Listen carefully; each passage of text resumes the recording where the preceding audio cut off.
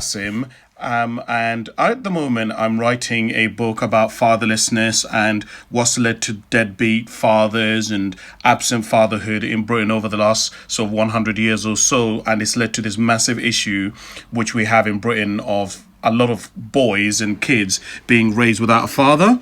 And I was just talking to my friend. My friend messaged me and he was like, "Oh, Cass, what sort of book are you writing at the moment?" And I was explaining to him that I'm writing the book, and he was asking me what I was writing about at the moment. And I said, "I'm writing a chapter on grandparents." And he said, "Why the hell are you writing a chapter on grandparents when it comes to deadbeat dads?"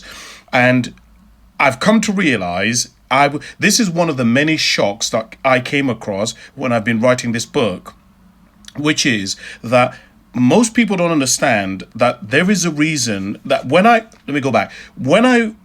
I used to work in a high school, and I work for the biggest online mental health company in the UK. And I've gone across all of Southwest London doing workshops on mental health and stuff like that. So I've gone to lots of schools presenting to like kids of 400 at a time, or 10, or doing workshops and stuff like that. And I always say to the kids, "Okay, kids, who is your favorite person in your life?"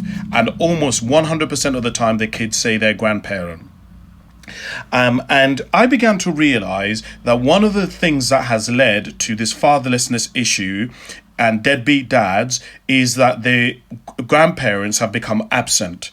And part of this is that I was trying to figure out because basically I was like, why are the grandparents not saying anything? If your daughter or your son is not seeing their child, why are you not forcing them? And then I began to realize that a lot of grandparents were so fearful of losing access to their grandchild that basically they decided to not get involved in anything.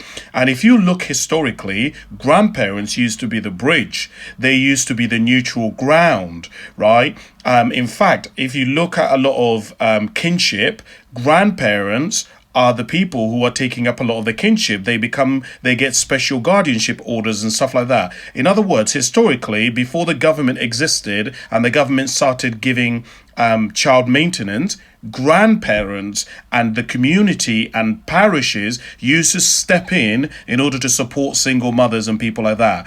And now, because of the government has stepped in, many people have basically moved away from the wisdom of their parents, of their grandparents.